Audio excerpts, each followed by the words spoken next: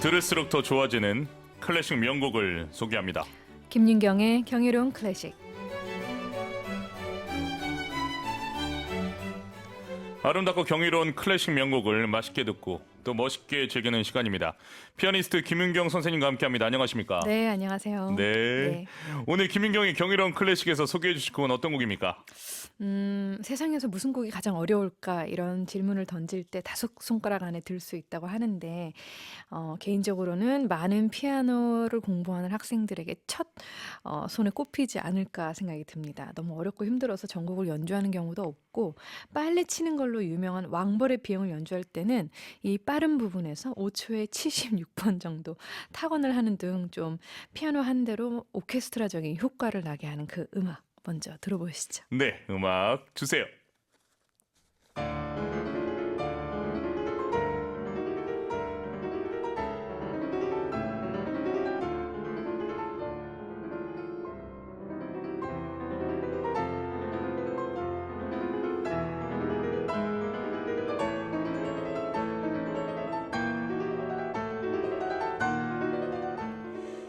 저는 이 곡을 들으면 리스트가 어. 과연 네. 자랑하려고 한 게 아닌가. 자신을 그렇죠. 과시하려고. 그렇죠. 맞아요. 그런 생각이 그런 느낌이 듭니다. 들죠. 뭔가 연주곡이라기보다는 나 이 정도의 테크닉과 손이 또 엄청 컸잖아요. 맞아요. 옥타브가 도에서 한 옥타브 네. 넘어서 네. 라까지 A까지 네. 갔던 걸로 한 번에 타격이 가능했던 걸로 알고 있는데 그렇게 큰 손으로 이렇게 빠른 타격감을 가지는 건 쉽지 않지 않습니까? 피아니스트의 훅가신가? 네. 이게 저희가 또 일본어로 쓰면 저희가 네, 죄송합니다. 문자를 받기 때문에 그러니까 그 자신의 이런 자랑이 좀 많이 들어온 곡이 아닌가라는 네. 생각을 들을 때마다 저는 생각이 듭니다. 네. 그렇다면 오늘의 주제는 뭘까요? 피아니스트들도 두려워하는 세상 어려운 곡 리스트의 초절기교 연습곡입니다. 오늘의 주제곡 피아니스트들도 두려워하는 세상 어려운 곡이라는 제목을 붙인 이유가 있을까요? 좀 전에 말씀하신 대로 네. 왜 뭔가 자기 자신의 기교를 실력을 과시하려고 한 것 같다 이러셨잖아요. 그렇게 말씀하셨듯이 19세기의 리스트는 엄청나게 이제 각광받는 유명한 비르투오소 피아니스트라고 할 수 있죠. 근데 이 리스트가 초절기교 연습곡을 작곡했을 때 그 당시 당대 같은 동료의 피아니스트인 슈만이 이런 말을 했어요. 너무 재밌죠? 이 작품을 그대로 재현할 수 있는 사람은 이 작곡가 리스트뿐이다. 사실은 비꼰 말인 것 같아요. 왜 이렇게 어려운 곡을 작곡을 했냐. 그만큼 어려운 곡에다가 피아니스트들이 연주하기를 꺼리고 그리고 이 12곡이 이 작품 가운데 있는데 12곡을 모두 다 연주하는 사람은 그것도 한 연주에서 극히 드물다고 할 수 있죠. 그렇죠. 한 번에 또 이 곡을 12곡을 네. 치는 것도 힘들지만 듣는 것도 힘들지 않습니까? 그럴 수 있습니다. 예. 일단 1시간이 넘는 시간을 우리가 집중을 해서 몰입을 해야 되기 때문에. 그러니까 낭만적인 멜로디보다는 어떻게 보면 비르투오조 그 피아니스트의 이런 어떻게 보면 현대적인 느낌을 더 많이 보잖아요. 눈으로만 보면 또 그럴 수도 그렇죠. 있죠. 네, 좀 음악에 난해하기도 하고. 그래서 우리가 익숙한 멜로디가 많이 없기 때문에 없죠. 들을 맞아요. 때 쉽지 않은데 네. 그런 곡을 이번 콘쿠르에서 18살 피아니스트 임윤찬이 연주해서 화제가 됐죠? 네, 혹시 보셨나요? 물론이죠. 그렇죠. 안 본 국민이 없을 정도로 지금 저는 그러니까 그런 참 타이밍도 좋았다고 생각해요. 만약에 코비드 19 때문에 작년에 콘쿠르 있었다면 못 나갔죠. 나가지 못했고 1년이 연기돼서 18살부터 나갈 수 있으니까 그 모습도 참 아름다웠고 네. 이 지휘르마트 마리나 수업이 또 유리천장을 깬 지휘자잖아요. 네, 네. 그 모습과 이 임윤찬 피아니스트의 모습이 저는 밸런스가 네. 정말 아름다웠다고 생각해요. 묘하게 어우러졌다. 예, 그러니까 음악 자체도 그렇지만 네. 그런 그림 자체도 네. 너무 어우러지지 않았나 이렇게 생각합니다. 네. 그 이제 세미파이널에서 이 리스트의 초절기교를 연주하면서 엄청나게 화제가 됐는데 네. 많은 사람들이 그러니까 꼭 대한민국뿐만이 아닌 심사위원들과 또 전 세계에서 윤찬 군의 연주 지켜보던 사람들이 이 초절기교 연습곡을 그가 65분을 쭉 연주하는 모습을 보고 저 친구가 우승을 할 수도 있겠구나 이렇게 생각을 했던 것 같아요. 네. 원래는 이 곡이 악마의 곡으로 불릴 정도로 초고난도라서 초절기교가 아닌 뭐 기절기교라는 우스갯소리가 이제 피아니스트들 사이에 나오기도 하는데 네. 굉장히 윤찬 군의 연주는 흡입력이 강했고 모든 피아노를 음악을 모르는 사람들이 보아도 완전히 음악에 몰입을 할 수 있게 굉장히 매력적으로 개성 있게 휘몰아치듯 어쩔 땐 너무너무 서정적으로 아름답게 노래하듯 그런 훌륭한 무대를 보여줬습니다. 네. 본인은 이 곡이 하지만 이렇게 모든 사람이 봤을 땐 굉장히 수월하게 하는 것처럼 보였지만 어려웠다고 했는데 반클라벤 국제 콩쿠르의 심사위원이었던 알렉스 막스가 인터뷰에서 이런 말을 했다고 해요. 준결승에서 연주한 리스트의 초절기교 연습곡을 그 나이에 그렇게 치는 사람을 본 적이 없습니다. 이문찬은 정말 무한한 가능성이 있죠. 그의 연주를 직접 듣게 되어 영광입니다. 심사위원들뿐만 아니라 이제 콩쿠르 실황을 지켜본 전 세계의 음악인들이 또 음악을 사랑하는 분들이 이 윤창군의 연주를 통해서 리스트의 초절기교 연습곡이 이렇게 좋은 작품이었나? 아무튼 이 작품을 다시 이제 보게 된 거, 주목을 하게 된 것 같습니다. 연습곡이라는 느낌을 우리가 받으면 가볍게 트레이닝하는 곡이다라는 생각할 수도 있는데 리스트의 초절기교 연습곡은 왜 이렇게 어려운 건가요? 일단 당대 뛰어난 피아니스트인 리스트가 리사이틀이란 개념을 처음으로 연 연주자였거든요. 네네. 그리고 원래는 청중을 바라보면서 얼굴이 청중을 향하게끔 연주를 했었는데 그때 처음으로 관객들이 자신의 옆모습 그리고 손가락을 볼 수 있도록 피아노를 옆으로 돌려놓고 연주를 한 첫 번째 연주자예요.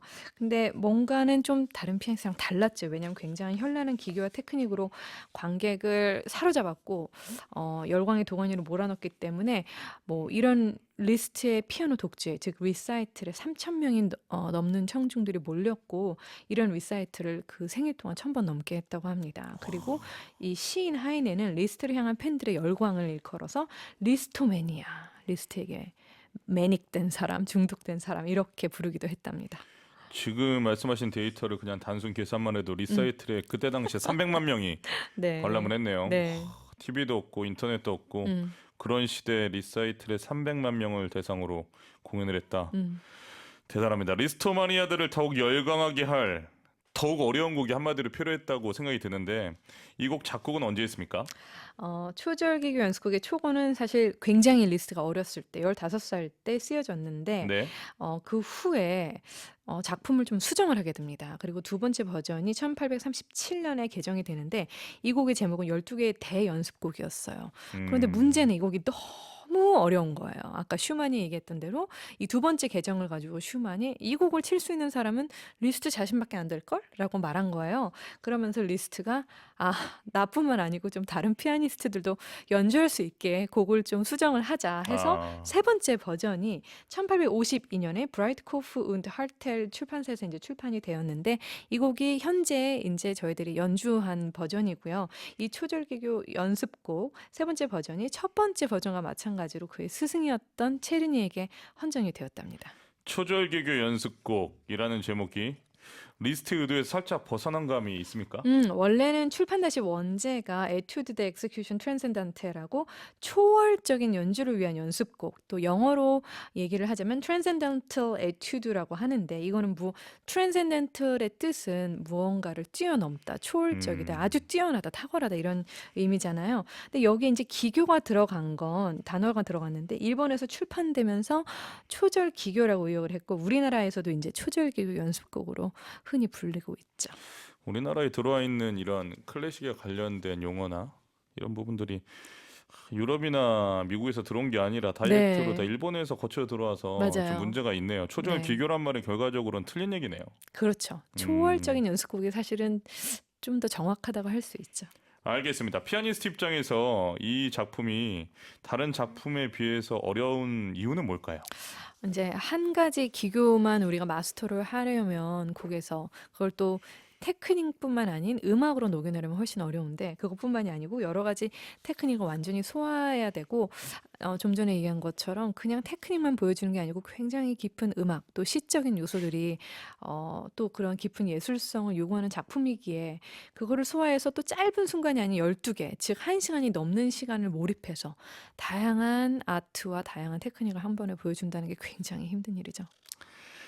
매주 화요일 함께하는 김인경의 경이로운 클래식. 오늘은 피아니스트들도 두려워하는 세상 어려운 곡. 리스트 초절 기교 연습곡을 중심으로 이야기하고 있습니다. 여기서 음악을 들으려고 하는데 어떤 곡을 들으면 좋을까요? 이 초절기교 연습곡 중 또 어렵기로 소문난 또 유명한 곡인 4번 마제파를 이민찬 피아니스트가 가장 존경하는 또 젊은 피아니스트 다니엘 트라피노프의 연주로 들어보도록 하겠습니다. 네, 좋습니다. 리스트의 초절 기교 연습곡 중 4번 마제파 다니엘 트리퍼노프의 피아노 연주로 들으시겠습니다. 리스트의 초절 기교 연습곡 중 4번 마제파 다니엘 트리퍼노프의 피아노 연주로 감상하셨습니다. 여러분은 지금 EBS FM 정경 11시 클래식 듣고 계십니다. 오늘은 리스트 초절기교 연습곡을 중심으로 이야기 나누고 있습니다. 이 곡은 총 12곡으로 이루어져 있습니다. 지금 들은 4번 마제파는 어떤 곡인가요? 일단 좀 전에 느끼신 대로 굉장히 피아노의 모든 가능성을 열어서 어떤 오케스트라적인 울림을 좀 표현한 걸로 느낄 수 있을 것 같은데요. 그리고 지금 굉장히 도약이 많은 부분들이 많았거든요. 그럼 피아노니스트의 손이 얼마나 빠르게 움직여야 될지 그러니까 악보를 보면 좀 더 실감이 나실 것 같아요. 그래서 굉장히 빠른 템포의 도약의 이런 육중한 화음들의 운지법 등 너무 난해한 기법들을 사용해서 아마 이 초절기 에투드 중 또 가장 어려운 것들 중에 하나라고 속할 수 있습니다. 4번 마제파 작품은 빅토르 유고와도 연관이 된 작품입니까? 네, 좀 재밌는 게 리스트가 이 마제파 악보 뒤에 빅토르 위고의 동명시 마제파의 구절인 그는 마침내 죽었다. 그리고 왕으로 부활한다라는 구절이 있는데 재밌는 건 이 시는 전설에 근거했거든요. 젊었을 때 이제 이 마제파가 폴란드 왕의 견습 기사였는데 백작 부인과 사랑에 빠졌다가 백작 부인의 남편이 알게 되면서 벌거벗은 채 야생마에 등에 묶여서 벌을 받게 됩니다. 그런데 우크라이나에서 구출이 되는 거죠. 구출이 된 후 지도자로 이제 그가 서게 되면서 이 리스트가 그를 뭔가 왕시 약간 영웅시한 그런 느낌이 전설이 좋아서 이제 이 빅토리 위고의 시를 인용해서 마제파를 쓴 것 같습니다. 알겠습니다. 지금부터는 차근차근 이 작품을 소개해 주시면 좋을 것 같습니다.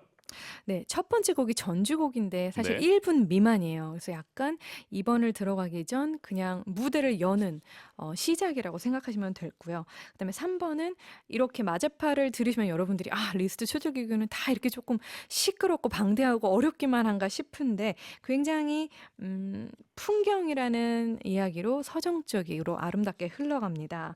그리고 이제 4번은 좀 전에 우리들이 얘기를 나눈 마제파고 우스갯소리로 피아니스트들은 라벨의 이제 스카르보와 이슬라메이라는 굉장히 난해한 곡과 비슷하게 어렵다라고 말을 하기도 하고요. 5번이 마스파 바로 뒤에 나오는 도깨비 부르인데 딱 곡을 들으면 너무 가볍고 섬세하고 민첩해서 정말 듣기 좋고 아름답고 이렇게 아름답고 섬세하네라고 느낄 수 있는데 어떤 피아니스트는 이 에튜드를 일컬어서 천상의 소리와 악마의 기교의 만남이라고 했을 정도로 사실 숨 쉴 공간이 쉴 구간이 하나도 없을 정도로 악보는 굉장히 사악하게 쓰여져 있습니다. 듣기만 좀 가볍고 쉽게 들리는 거죠.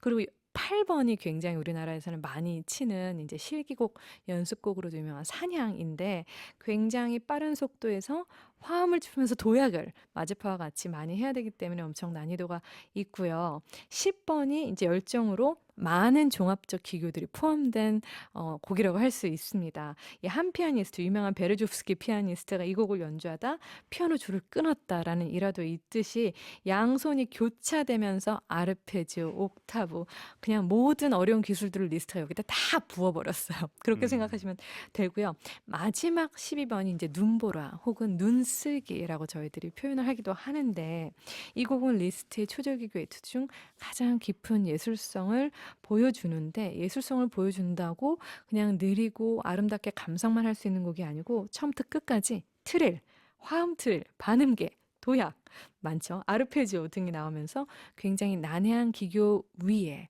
아주 시적이고 음악적 요소를 담아 있다라고 생각하시면 될 것 같습니다.